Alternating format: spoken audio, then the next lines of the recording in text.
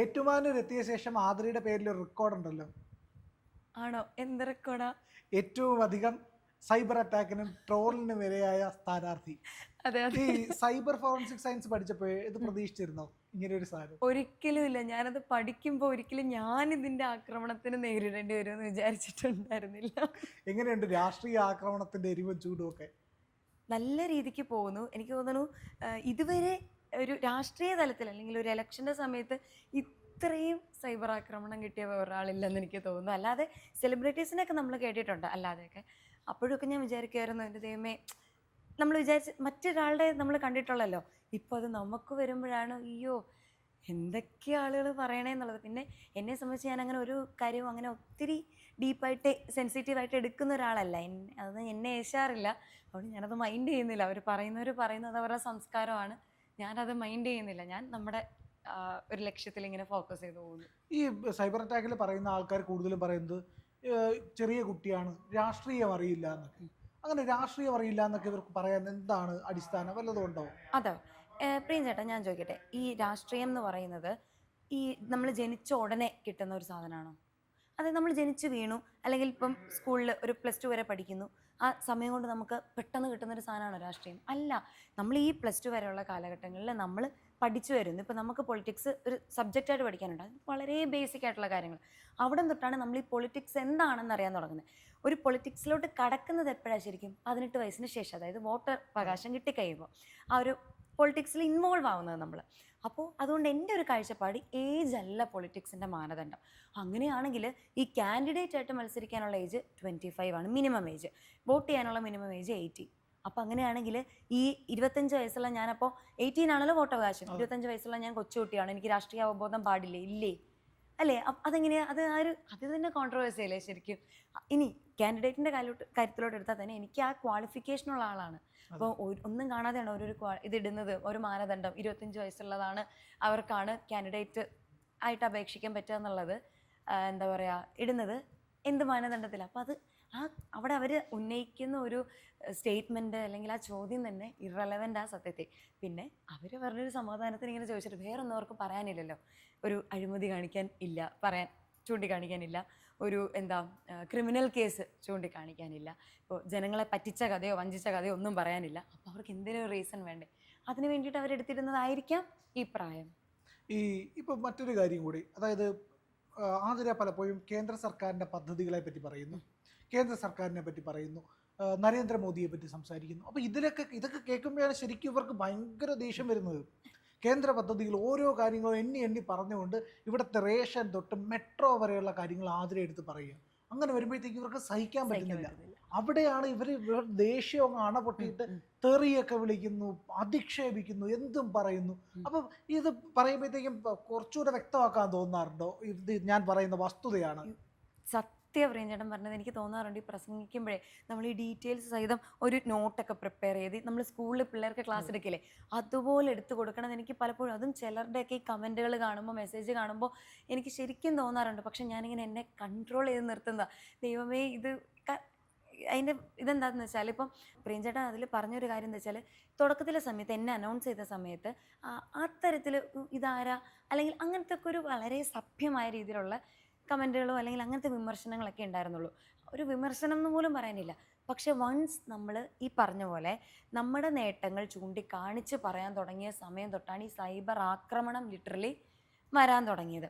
അപ്പോൾ എനിക്ക് തോന്നുന്നത്, ഒന്ന് ഇവർക്ക് ഒരു പേടിയായി തുടങ്ങി. അതായത് സത്യങ്ങൾ പുറത്തറിയുന്നു, ഇത്രയും നാളും പലരും ധരിച്ചു വെച്ചിരിക്കുന്ന ധാരണകൾ തെറ്റായി പോയി എന്നുള്ള സത്യാവസ്ഥ, അതിൻ്റെ സത്യമായിട്ടുള്ള കാര്യങ്ങൾ പുറം ലോകം അറിയുന്നു എന്നുള്ളൊരു പേടി ഇവർക്ക് വന്നു തുടങ്ങിയിട്ടുണ്ട്. അപ്പോൾ അതിൻ്റെയാണ് ഫസ്റ്റ് ഓഫ് ഓളത്തെ ലക്ഷണം ഈ സൈബർ ആക്രമണത്തിന്. പിന്നത്തെ കാര്യം, ഈ എന്താ പറയുക, ഇതിൻ്റെ വസ്തുതകൾ തിരിച്ചറിയാതെ, ഇപ്പം നമ്മളിപ്പം മെട്രോയുടെ കാര്യം പറഞ്ഞു, അല്ലെങ്കിൽ റേഷൻ്റെ കാര്യം പറഞ്ഞു, മറ്റേ KSRTC ബസ്സുകളുടെ കാര്യം പറഞ്ഞു, ഇപ്പോൾ ഈ റീസെൻ്റ്ലി ഞാൻ UPIയുടെ കാര്യം പറഞ്ഞപ്പോൾ അത് വരെ ട്രോളായി, ഭയങ്കര ട്രോൾ. അതായത് എനിക്ക് നമ്മളെ ഒന്നും അറിയാതെ ചുമ്മാ എന്തോ ഒരു വേർഡ് ഉണ്ടല്ലോ, വാട്സപ്പ് യൂണിവേഴ്സിറ്റി, അതിനകത്ത് പഠിച്ചിട്ട് ഞാൻ വന്നിരിക്കുകയാണ്. ഇല്ല, എനിക്കതാ മനസ്സിലാവത്തി. ഇവർക്കറിയാത്തത് എൻ്റെ കുഴപ്പമാണോ? ഇവരിത് ഇനിയും സമയമുണ്ട് പഠിക്കാൻ, ഇനിയാണല്ലോ നോക്കിയത്. ഞാൻ അതിനകത്ത് പറഞ്ഞ കാര്യം എന്താ, നമ്മുടെ ഏറ്റവും സജീവമായിട്ട് UPI ഉള്ളത് ഇന്ത്യയിലാണ്. ആ നിങ്ങൾ ആ പറയുന്നതിനകത്ത് ശ്രദ്ധിച്ചിട്ട് നോക്കാം. അതിനകത്ത് അവരതൊന്നും ഇത് വേറെ എവിടെയും UPI ഇല്ലല്ലോ, ഇവിടെ മാത്രമേ UPI ഉള്ളൂ എന്ന് ഞാൻ പറഞ്ഞു.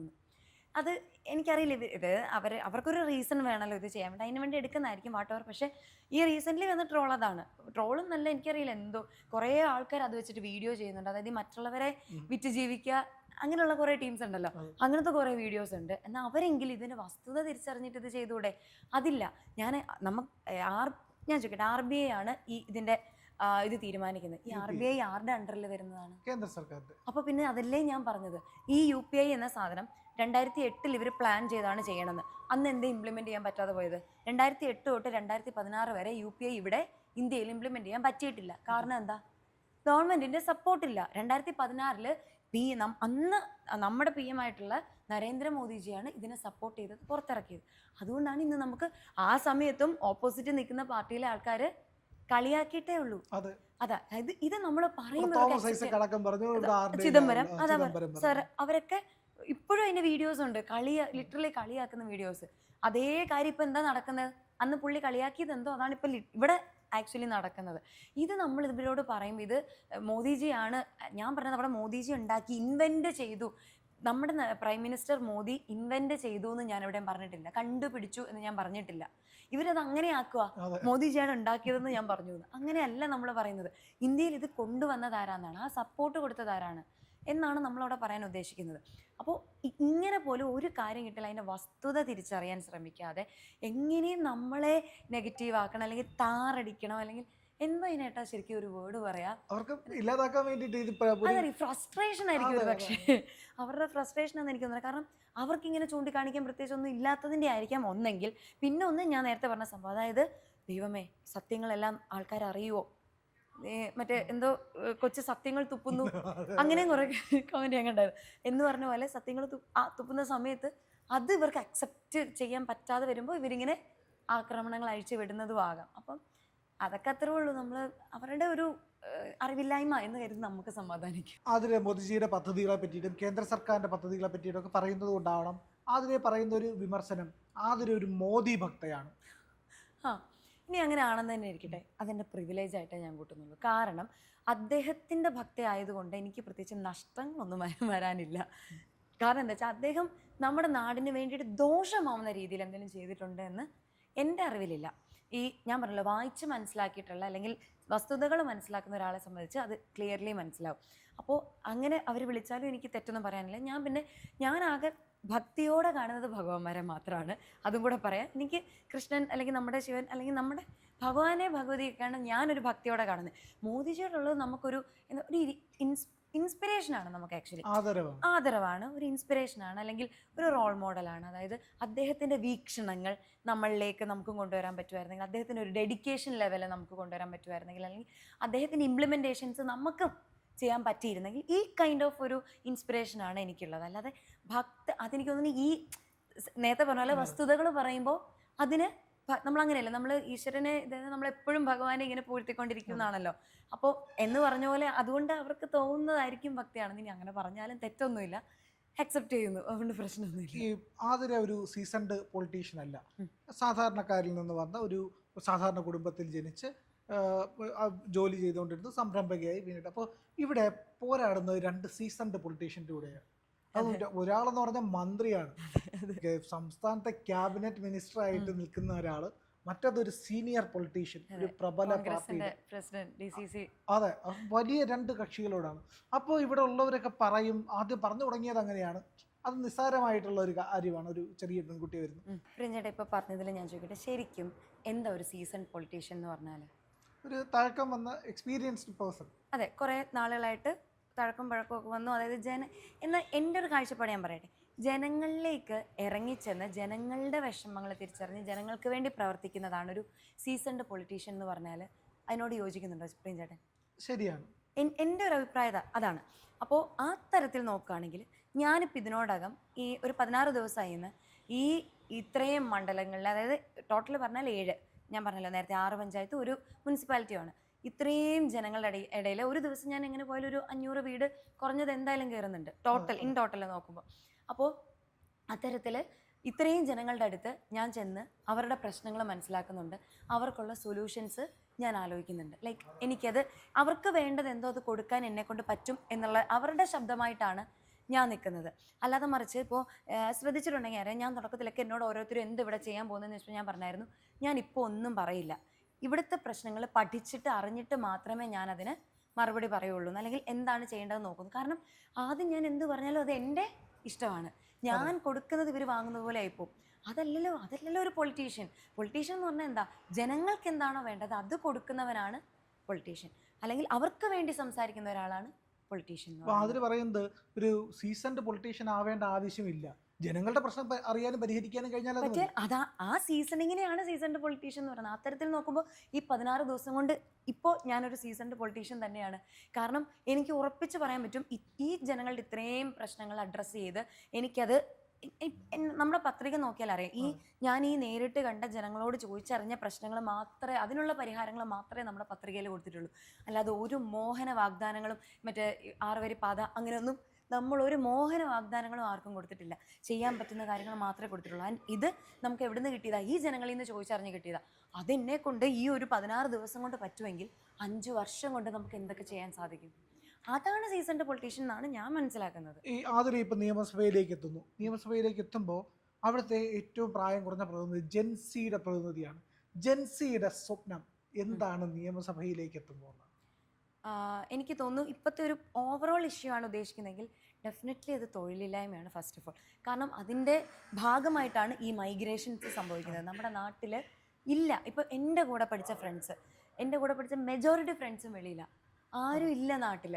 എന്തുകൊണ്ടാണ്? തൊഴിലില്ല. ഇവിടെ ഇനി പോട്ടെ, നമ്മൾ കഷ്ടപ്പെട്ട് പഠിച്ചു, ആ പഠിച്ചതിനുള്ള ജോലി ഇവിടെ കിട്ടുന്നില്ല, ജോലിക്കുള്ള സാലറി കിട്ടുന്നില്ല. അതാണല്ലോ നമ്മൾ ഉദ്ദേശിക്കുന്നത് അവിടെ ബേസിക്കലി. അപ്പം അതിവിടെ ഇല്ല, അവസരങ്ങൾ കൊടുക്കുന്നില്ല. ഇനി കുറേ ആളുകളുണ്ട് ഇപ്പോൾ ഈ നമ്മളൊരു 9 to 5 ജോബിനേക്കാൾ ഉപരി ബിസിനസ്സിലേക്ക് ഇൻട്രസ്റ്റ് ഉള്ള, അല്ലെങ്കിൽ ഒരു സ്റ്റാർട്ടപ്പിലേക്ക്.